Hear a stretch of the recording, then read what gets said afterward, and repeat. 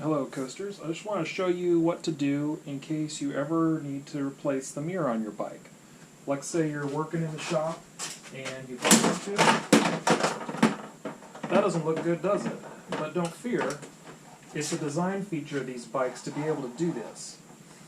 It's actually supposed to be a breakaway mirror. You see that there's this retaining cable here that keeps it on the bike in case it does fall off, so hopefully you don't shatter your glass. Now you can see this mirror is pretty beat up over the years. Before I owned this bike, I think it had been down several times. And you can see there's been some broken plastic that's been sort of repaired, there's chunks missing, but the main part's still there. So, what do we do about this? Well, we need to get the toolkit out of the bike. So I'm going to do that now. We'll see if these videos actually work or not. Front release. Open it up. And I need to get the spare toolkit, which is right here, out of the bike.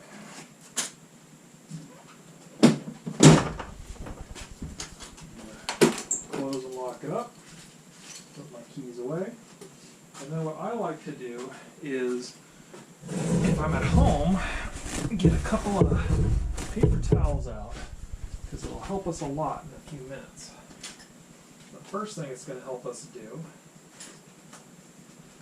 if the wind doesn't blow away, is help me take out the different tools here without losing any.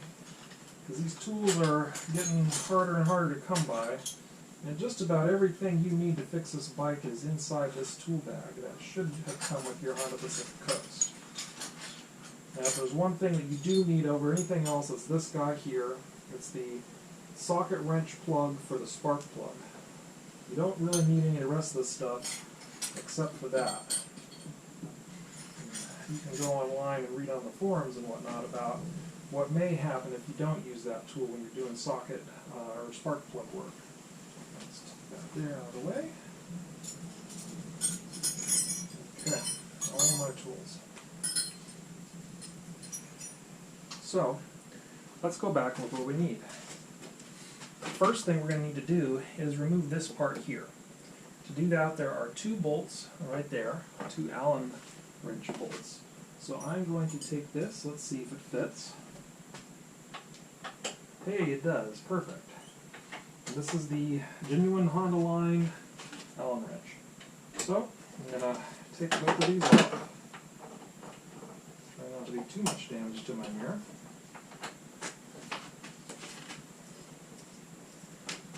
And I'm trying with my little head camera here to hopefully get a good picture of what I'm doing. So there's one. You can see it's a shorter bolt. And then I'm going to hold on to it in case it decides to leap out, but it shouldn't. There's number two, and it came out with its collar. So now I'm going to remove it from the bike. This very gentle mirror that I don't want to break because there's not any more in existence that you can buy new. Okay, so I'm going to move all these tools around here so I have one open spot to work. Oop, and I better track that down before I lose that little bit. Okay, so that's the tool I've used so far. Get this guy up, make sure I have it there.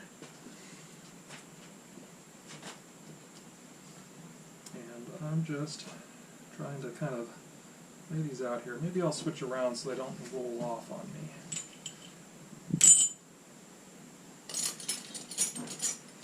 Slightly safer, perhaps.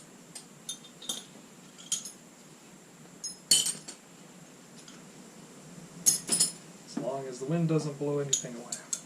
Okay, so this was the top and this was the bottom bolt. And I'm going to bring the mirror over now so we can look at it. I think I'm going to reposition one of my cameras to hopefully see what I'm doing just a little bit better. Those of you following along at home. Let's see. That looks like it should be a pretty good angle. Okay, so as I was saying, this goes for the top hole, this longer bolt, and the shorter bolt goes on the bottom hole. Don't know why Honda decided to have two different lengths, but at least on my bike they did on both sides. I've checked it. Now I just want to pop this out to show you. You don't need to do this, but I figured I'd give you a little show of what's going on here. So these are the two bolts, and you can see that they both have collars, different sized collars for what it's worth for the way that my bike's set up. I mean, yours may look a little different, but generally there's a collar on each side, and you can see that they just kind of fit in there. Now, this one that I pulled out, maybe I shouldn't have, because now it's going to be a pain to put back in. But just for demonstration purposes, I want to take that out so you can see it. Now I'm going to use the handy dandy Honda line pliers to try and gently put it back into this fragile plastic that we don't want to break, because there aren't any new ones left. Although there is a guy out of Russia, I believe, that produces this part as well as most of the rest of the plastics in these mirrors. Now, while we're in here, a few other things. If you ever need to change the light bulb, see how I rotated that? It pulls out. That's how you get to it. And you can see on mine that I have equipped it with an LED, a light bulb, a turn signal bulb that I put in there, oh geez, almost 10 years ago now, I guess. It's been running just fine this whole time. You can go online and find my write-ups on do's and don'ts about putting LEDs into your system. And by the way, this is all gendered. I don't know how easy it is to see the 4 different little gendered points on this thing to make sure there's only one way to put it in, so you can't screw it up too badly. For those of you who have not converted LED, you'll find it's just a simple bulb available at any auto parts store. Let's see, I'm hunting around to find the right position here. And rotate it back in place, and you heard that little click. It kind of clicks in to lock it. At some point in time, someone actually scratched into mine what the different wire colors are. It may have been me or may have been someone else. Okay, so you can see we're still not together. What do we do about that? Well, I'm going to go back to the Honda toolkit again. I'm going to get this screwdriver attachment. Now there's 2 Phillips heads in the kit. I chose to use the smaller of the 2 for now. We'll see if it works or not. But you have 2 different sizes in there. And these 3 kind of gold looking bolts I'm going to unscrew here. Kind of machine screws. 1,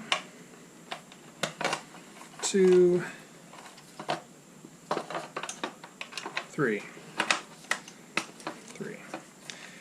By the way, this is probably a little dangerous to be doing this on a slick surface. If I drop this and shatter the mirror, I'm going to be in a bit of trouble, because these things are going for hundreds of dollars online now if you can find them. Otherwise you have to buy individual parts, again, from that guy in Russia that's producing them.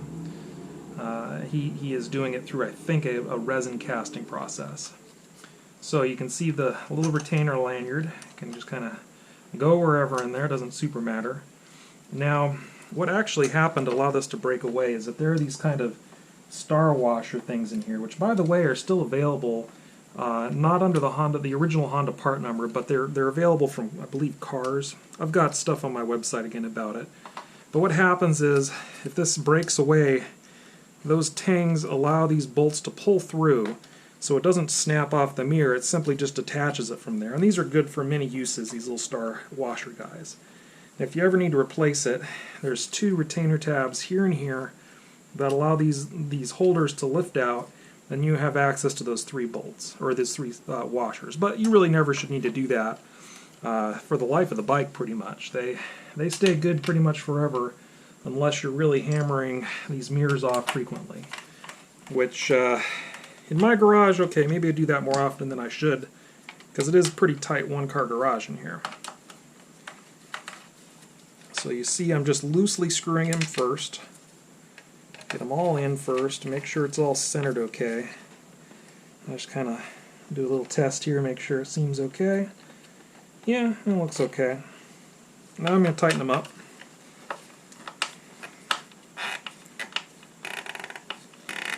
You can see there's quite a bit to tighten there still, so make sure they're good and snug. The worst that happens if you over-tighten them really is just it's going to pop through the star washer, but it shouldn't. And again, only hand tight, and I'm only using this Honda tool. I could probably have used this guy just the same too, the larger one. You see, it actually might fit better for these particular ones. The reason that Honda included the two different sizes is there's actually places that need this versus this on the bike. So I'm going to set those aside for now. And now I'm going to reposition so we can see the whole thing as I put it back on the bike.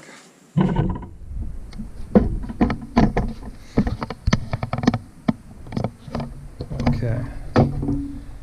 Let's see. I'm going to bring this to here. I think we'll be able to see what's going on.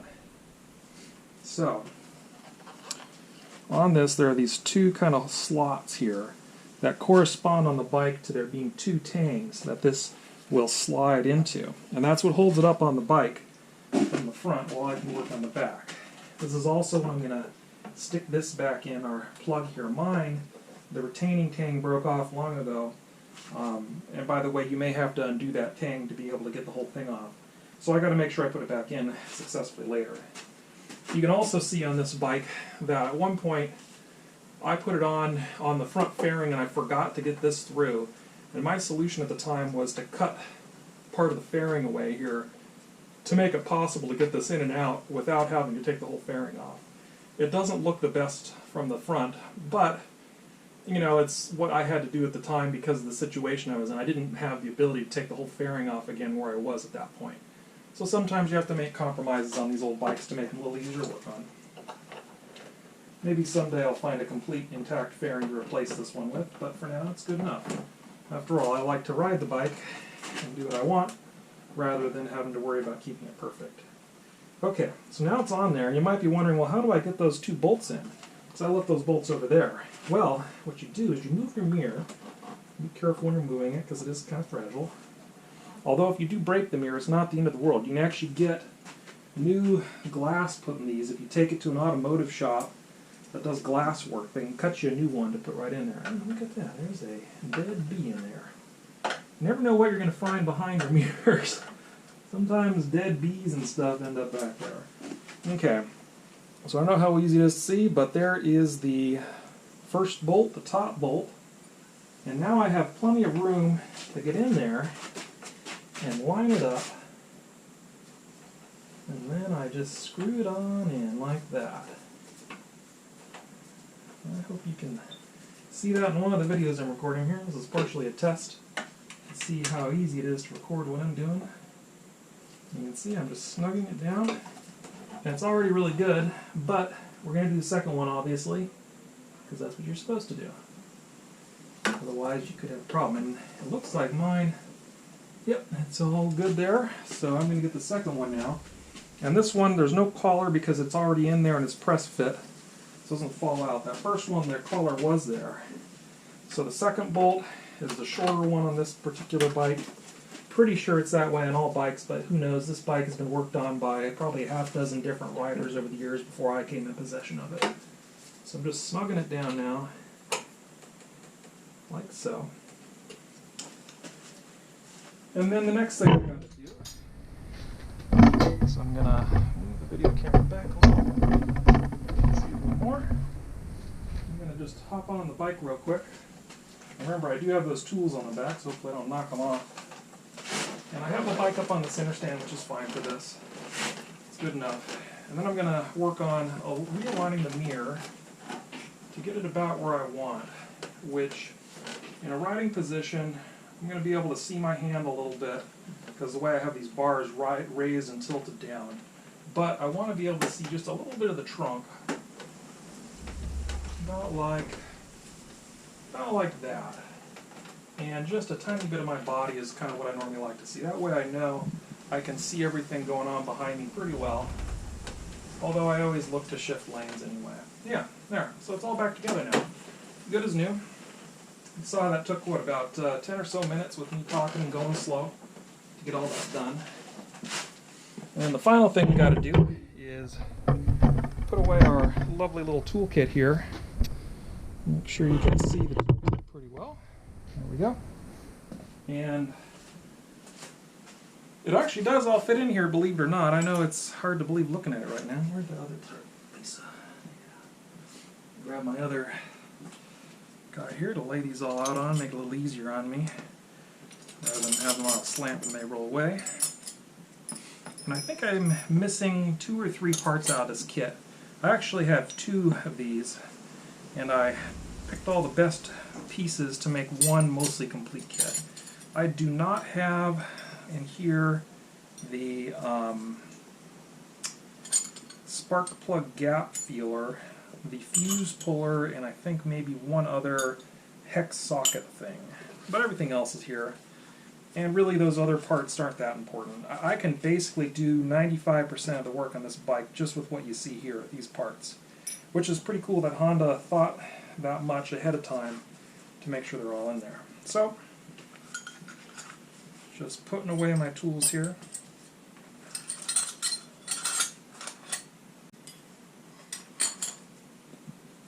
Not being too careful about what order they go in, doesn't really matter that much. There's that spark plug tool, gotta make sure I never lose that guy. Although recently I saw one of the latter model year part numbers for the spark plug tool, because they changed the tool slightly over the years, but it still works the same. I saw a couple of them on new old stock on eBay, so that you can still get them if you look around for the right part numbers. You'll find them. Okay, almost back in here all the way. A few more things.